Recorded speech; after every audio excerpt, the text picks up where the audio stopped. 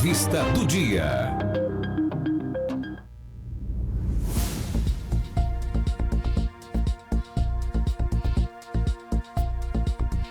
Araçatuba vai sediar entre os dias 10 e 15 de março o primeiro Congresso Brasileiro de Folcloristas, um evento que reúne pesquisadores, mestres da cultura popular, artistas e educadores de várias regiões do país. A programação é de graça e inclui palestras, oficinas, apresentações culturais e debates sobre as tradições brasileiras. Para falar sobre esse evento e sobre a importância da cultura popular na construção da identidade do país, nós vamos conversar com Fabrício Castilho, presidente do Centro de Tradições Culturais de Araçatuba, e com Fernanda Colli, idealizadora do Congresso. Fernanda, Fabrício, mais uma vez sejam muito bem-vindos, é uma honra recebê-los aqui. Muito bom dia. Bom dia, Suelen, bom dia, Jonathan, bom dia a todos os ouvintes. E que alegria estarmos aqui mais uma vez para falar de tradição e agora em algo muito maior, porque a Araçatuba fazendo história no primeiro Congresso Brasileiro de Folcloristas, que semana que vem vai acontecer aqui no nosso território, Araçatuba, território caipira, reafirmando a nossa identidade, reafirmando todo o trabalho feito pelo Centro de Tradições por todos esses anos. Então, sediaremos esse congresso, onde iremos receber em cerca de 80 pesquisadores de 15 estados do nosso país, né? E muitos deles autoridades. Estaremos recebendo representantes do MINC, universidades parceiras, mestres da cultura popular, que estarão aqui não apenas para apresentar seus trabalhos realizados, mas também oferecendo oficinas para toda a nossa comunidade, para que a nossa comunidade, então, ela compreenda a potência do nosso território, a potência do nosso trabalho, o quanto nós, caipiras, somos reconhecidos fora do nosso território, né? Então vai ser uma semana de muito movimento, de muita cultura, de muito folclore e de muita emoção para a gente. Fernanda, e como surgiu a ideia de criar o Congresso Brasileiro de Folcloristas? E ainda um evento que vai ser sediado aqui em Araçatuba. Exatamente. Quando eu falo em fazermos história, é porque nunca tivemos um Congresso Brasileiro de Folcloristas, né? Vai ao encontro com tudo que o Centro de Tradições provoca na sociedade, que é dar voz para as pessoas que fazem e acreditam na cultura popular. Então, esse trabalho do Centro de Tradições, ele tem o reconhecimento nacional. Eu, como pesquisadora, então, participo de diversos eventos do país, e em um desses eventos foi, então, considerado a realização de algum evento aqui no nosso território, devido à potência que ele tem, né? E então, assim, considerando todas essas premissas da gente dar voz, da gente potencializar as pessoas e os fazedores de cultura, por que não fazer um congresso de folcloristas? Por que não dar voz a essas pessoas que trabalham arduamente todos os dias com a cultura popular, né? Então, a princípio seria um encontro, um pequeno encontro promovido pelo Centro de Tradições, e surpreendentemente, quando a gente abriu as inscrições, a gente teve uma adesão gigantesca de todo o país e até fora do país, para que estivessem participando. Então, a gente viu essa necessidade desse congresso, porque as pessoas, elas querem ser ouvidas, elas querem que a comunidade compre as suas ideias, que pratiquem e que acreditem também nas suas ideias. Então, teremos diversos trabalhos dos mais diversos segmentos de todas as áreas da cultura popular. Fernanda, quando a gente fala em folclore, muita gente pensa apenas nos personagens tradicionais que se comemoram em agosto, Saci Pererê, Curupira. O conceito de folclore é muito mais amplo que isso, aliás, muito maior mesmo. Explica para os nossos ouvintes, por gentileza. Sim, é que infelizmente algumas pessoas, elas gastam energia em questionar a palavra folclore, né? Isso é um gasto de energia desnecessário. Porque para os folcloristas, a palavra folclore, ela tem um significado relacionado à memória, né? O folclore, a palavra folclore, o seu significado é de tradições e costumes. E por muitos anos, erroneamente, foi trabalhado nas escolas apenas as lendas, né? E o folclore é algo muito mais complexo, porque quando envolve tradição, quando envolve costume, envolve muito mais do que lendas. Então, esse termo ele acabou sendo reduzido às lendas, né? Mas, infelizmente, algumas pessoas, elas distorcem isso. Mas, para nós, folcloristas, que trabalhamos com a tradição, continuaremos utilizando o termo folclore, porque o folclore, a gente acredita que ele anda junto com a cultura popular, ele anda junto com o patrimônio imaterial e material, né? Então, ele conversa com essas outras denominações. E por que não os folcloristas que desenvolvem trabalhos há tantos anos tão complexos, não tem sentido a gente invalidar essa palavra ou torná-la como desuso, se ela é tão profunda, né? A gente acredita que as palavras também têm memórias e a gente respeita muito isso. Então, o posicionamento do Centro de Tradições é que sim, continuaremos utilizando a palavra folclore, sabemos dessa discussão e embate acadêmico com relação à palavra, mas como detentores das tradições, e a gente reconhece que temos outros termos, mas o folclore ele continua sendo enaltecido em respeito aos trabalhos que foram realizados esse tempo todo de preservação às nossas tradições. E quais são alguns exemplos de cultura popular que muitas vezes passam despercebidas, mas fazem parte da nossa identidade cultural? Você já olhou para o céu para ver se vai chover? Você sabe se vai chover quando você olha para cima e vê as nuvens? Sim. Isso é uma cultura popular, tradição da nossa cultura caipira. Você já parou para pensar nisso? Quando você vai conversar com os seus avós e fala que está doendo alguma coisa e imediatamente alguém fala para você tomar algum chá ou se apropriar de alguma erva que vai se curar? Você já ouviu isso? Sim. Isso faz parte também da nossa tradição caipira, né? Então, todos esses costumes que passam para a gente, né? Você está tossindo porque você tomou um vento gelado. Isso tudo faz parte das tradições, são os costumes passados de geração para geração e que a gente reproduz isso de uma forma natural. Isso é folclore, né? É algo que a gente está fazendo, não é algo engessado, não é algo ultrapassado. São os nossos costumes e que a gente vai perpetuando de geração para geração. Então, nós da cultura caipira, a gente faz muito isso, né? Quando a gente olha para cima e fala, as nuvens estão indicando que vai chover. Ixi, a chuva está vindo de lá, então é porque vai ser tempestade, né? Nossa, está muito sol, vai secar a plantação, não vai dar certo, vou ter que irrigar. Esse conhecimento vem dos povos originários que também são influência direta do nosso povo caipira. É que as pessoas não param para ressignificar isso, né? Por isso que eu falo que é um gasto desnecessário você ficar pensando no significado da palavra, que é muito mais complexo. Então, o nosso povo ele é cheio de tradição. O que a gente faz aqui, o que a gente vive, é cheio de tradição, né? Quando a gente passa nas ruas e a gente vê as pessoas na calçada conversando, isso é uma tradição caipira. Não são todas as comunidades que têm essa tradição de sentar, do conversar, né? De contar como foi o dia, né? Então, a gente ainda tem isso na nossa comunidade. Pelo contrário, né? A tradição agora é todo mundo ficar com a cara enfiada no celular, na tela do celular e não conversar mais. Curiosamente, hoje, se você passa em alguns bairros, as pessoas até estão com o celular na mão, mas estão na calçada. Estão sentados na calçada devido ao calor, então as pessoas ainda se sentam na calçada com o celular e continuam contando as histórias. Se a gente pegar os bares tradicionais aqui na nossa cidade, todo mundo sabe da vida de todo mundo, apesar de sermos uma cidade de médio porte, aí, de mais de 200 mil habitantes. Né? Então, um conhece o outro, que conhece o outro. Isso é a tradição caipira, isso é a tradição do interior. A gente tem isso enraizado. E por mais que a nossa cidade cresça, as nossas tradições sempre vão gerar em torno desses costumes, que para nós passa batido, são costumes pequenos, mas que as outras comunidades, quando vêm para cá, elas observam muito bem isso. Tá? A nossa forma de agir com as pessoas, a nossa forma de observar as pessoas, né? O nosso posicionamento com relação às pessoas, isso tudo faz parte do nosso folclore, da nossa tradição caipira. E quando a gente fala em folclore, são sempre tradições ou culturas populares continuam sendo produzidas hoje? O folclore, ele nunca vai ser engessado, ele sempre vai ser algo que acontece. Tá? É que quando a gente fala o termo cultura popular, a gente também abrange a contemporaneidade. As coisas que estão começando a ser produzidas por agora.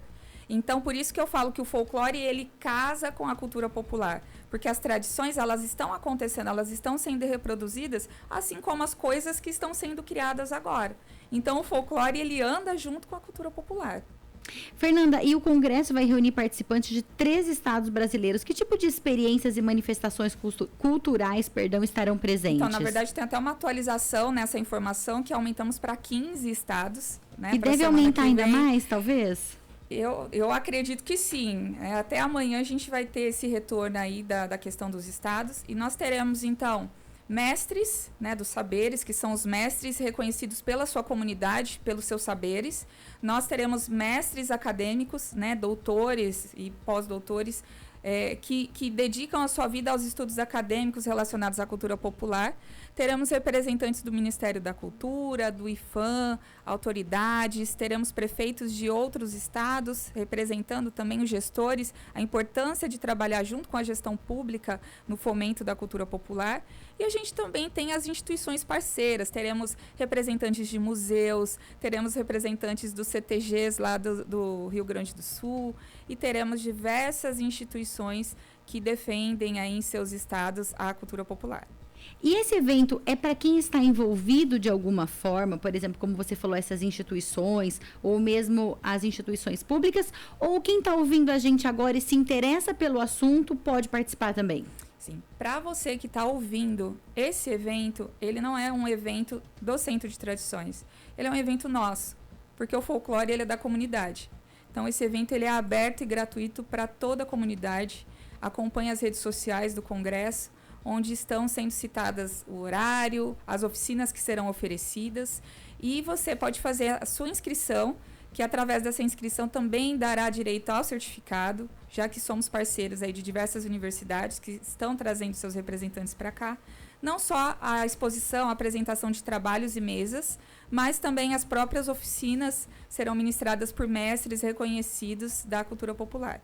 Cita alguma oficina pra gente que você tá com uma boa expectativa, que deve ser bastante interessante. Eu tô apaixonada por todos, conheço o trabalho de todos, mas nós temos aí uma oficina de carnaval com o mestre Sala e porta-bandeira da camisa verde e branco que vem para cá, que são da velha guarda e tem o título de Casal do Milênio, pela Liga das Escolas de Samba. Temos o Tiago, do grupo Baquinaré de Pernambuco, que é um grupo super reconhecido, em que ele vai ministrar aulas de percussão e balé afro, né, que está tendo muita procura. Temos o mestre Flávio Luanda, de capoeira, que também tem sido uma oficina muito procurada, né? Ele tem trabalhos acadêmicos relacionados a isso. Nós temos os quadrilheiros também, que vêm aqui falar das quadrilhas do Nordeste. Temos a mestra do carimbó, a mestra Nazaré, que vem aqui falar um pouquinho do carimbó. Ela vem de Belém do Pará, né? Eu a conheço e ela é mestra dos saberes e mestra acadêmica também. E fora os queridos, né, dos CTGs, né, que vem falar sobre as danças tradicionalistas do Rio Grande do Sul, de Santa Catarina, do Paraná também.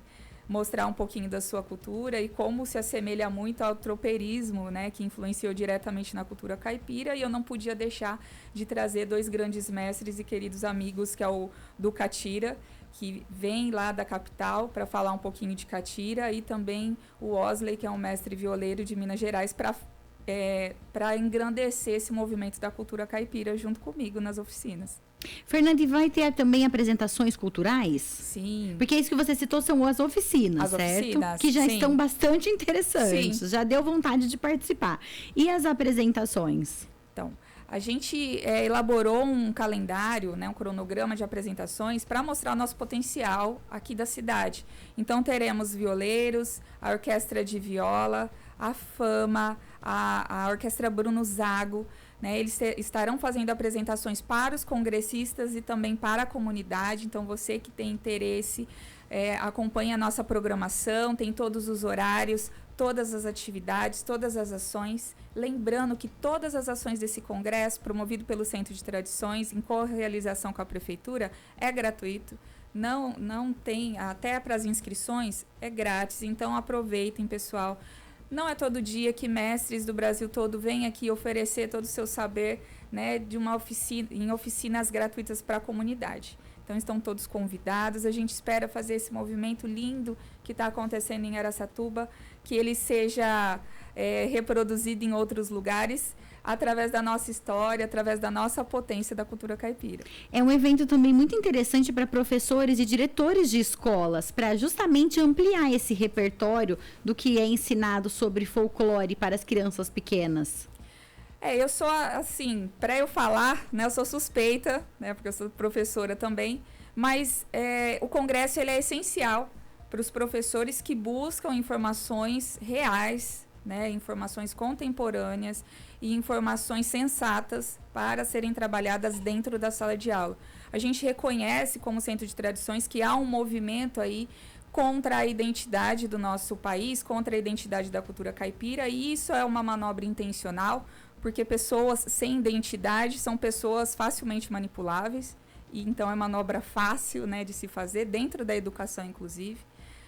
Estão todos convidados, professores, gestores, né, a participar desse movimento, participar das mesas, para que vocês criem perspectivas boas e, inclusive, metodologias inovadoras para trabalharem em sala de aula e reconhecerem e conhecerem realmente o que é o folclore, o que são os trabalhos dos mestres, né, o que é verdade e o que não é. Fernanda, eu acredito também que isso contribua bastante para a autoestima, não só das crianças, adolescentes, dos próprios moradores da região, porque existe ainda, infelizmente, o estigma de que ser caipira é algo ruim, é uma coisa que tem um sentido negativo. As pessoas atribuem, infelizmente, isso a algo negativo. E quando você tem orgulho de ser quem você é, de vir de onde você vem, isso aumenta de alguma forma também a sua autoestima e a forma como a gente se enxerga dentro do mundo. Exatamente, esse é o fator pertencimento, né? O Centro de Tradições faz muito isso através do projeto Folclorear, que é reconhecido internacionalmente, né? Araçatuba tem um projeto de reconhecimento internacional que trabalha as tradições. É o fator pertencimento. Quando a gente se sente pertencente daquele território, daquele local ou daquela atividade, a gente tem orgulho de ser o que a gente é, porque faz sentido, né? Então, como eu falei para você, são manobras feitas para que não faça sentido ser caipira, para que a gente tenha vergonha e para que a gente não produza a nossa identidade.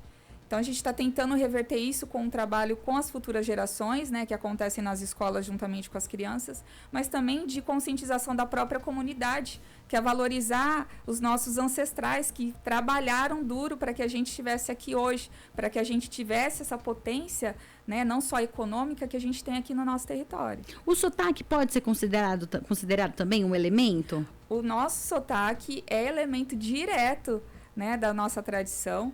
E isso tem influência, tem estudos linguísticos, né? Porque o nosso R, né? A nossa forma caipira de falar vem dos indígenas, né? Que durante a catequização eles não conseguiam pronunciar o R, o L e o F, e por isso que as palavras saíam sempre mulher, né? Eles não conseguiam...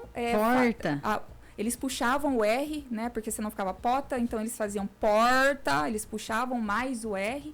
Mas o nosso sotaque é influência indígena, né? Nessa tentativa aí de inserir a língua portuguesa. Então, muitas vezes, né? Por isso que eu falo que é manobra, de inferiorizar os povos originários e junto com os povos originários, o povo caipira, que falava mulher, né? Que tem essa supressão de palavras aí, porque não conseguia pronunciar. Eram letras que não tem no vocabulário indígena.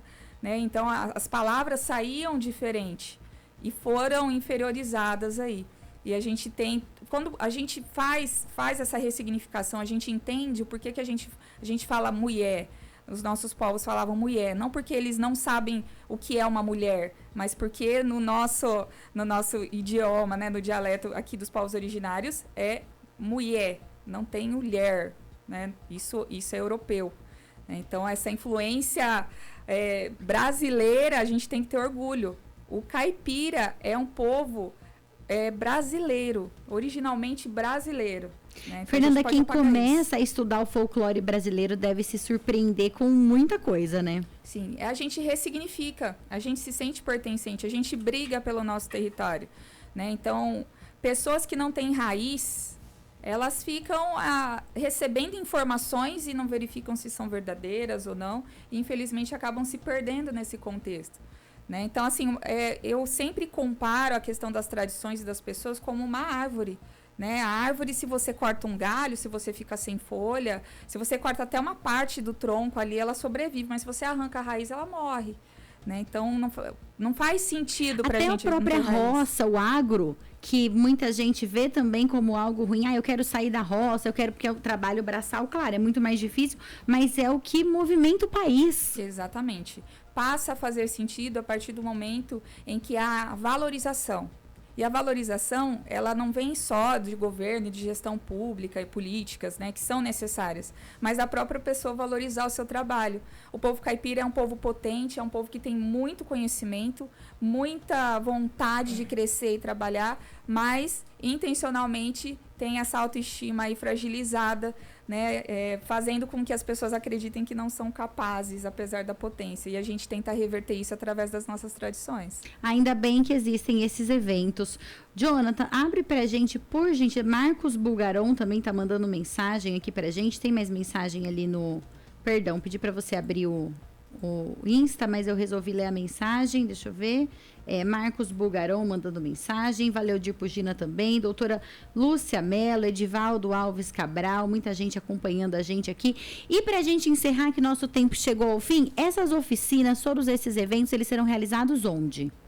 As oficinas e o nosso congresso, ele vai ocupar todo o nosso território caipira. Então, fiquem atentos à programação. Teremos as palestras no Teatro Castro Alves, na Casa da Cultura, na Biblioteca Municipal. Estamos retomando aí nossa parceria com o Centro de Tradições Afro e todos os pontos de cultura que são parceiros desse congresso, que estão apoiando o nosso congresso, porque identificaram aí essa necessidade. As oficinas vão acontecer nos diversos pontos de cultura. Então, mais uma vez, acompanhe as nossas redes sociais para vocês saberem a oficina, o horário e em qual ponto de cultura vai acontecer. Jonathan está colocando na tela aqui para a gente, você que está acompanhando pelo Facebook e YouTube. O Instagram é Congresso Folcloristas 2026. Então, você que está dirigindo no rádio não vai poder acessar agora, é facinho. É só você colocar na busca do Instagram ou mesmo ali na busca do Google que você vai encontrar facinho. Congresso Folcloristas 2026, porque é o primeiro congresso brasileiro. Então, você não vai encontrar outro. Então, coloca na sua busca ali Congresso Folcloristas 2026, que a rede social está lotada de informações, tá tudo muito bem identificado, tá? Você vai encontrar ali tudo que você precisa e também ali na aba da bio, sobe por gentileza, Jonathan, tem também como você faz as inscrições, tá? Ali o link na bio. Fernanda, mais uma vez, muito obrigada. Nós recebemos aqui hoje a Fernanda Colli, que é a idealizadora do primeiro congresso brasileiro, de folcloristas, e o Fabrício Castilho, que é do Centro de Tradições Culturais, o presidente do Centro de Tradições Culturais de Araçatuba também. Fernanda e Fabrício, mais uma vez, muito obrigada pela presença de vocês. Eu que agradeço e estamos juntos, pessoal. Por favor, vamos fortalecer nosso movimento de fomento às nossas tradições. Quer deixar um convite final, Fabrício? Feliz demais com a oportunidade de estar aqui de novo. Sueli, Jonathan, Marcelo Rocha, muito obrigado aos ouvintes. E feliz demais de poder ter uma aula dessa. É uma aula. Essa entrevista de hoje foi realmente uma aula, né? A gente fica até assim, muita coisa pra gente absorver agora de informação. Pois é. E dizer também a todos os folcloristas que vão vir pra cá, que sejam muito bem-vindos e estou muito ansioso para recebê-los aqui. Muito bom, muito obrigada. Esses foram Fabrício Castilho e Fernanda Colli. Se você perdeu o começo da entrevista, começou a assistir pela metade, vai lá no meu canal no YouTube, Suelen Giron, e você aproveita para se inscrever e também para ser notificado das novidades. Tenha uma excelente quinta-feira para você. Vai lá no Instagram, Congresso de Folcloristas 2026. Se inscreva e participe. Tenha uma excelente quinta e até amanhã, se Deus quiser. Você ouviu na Jovem Pan Jornal da Manhã.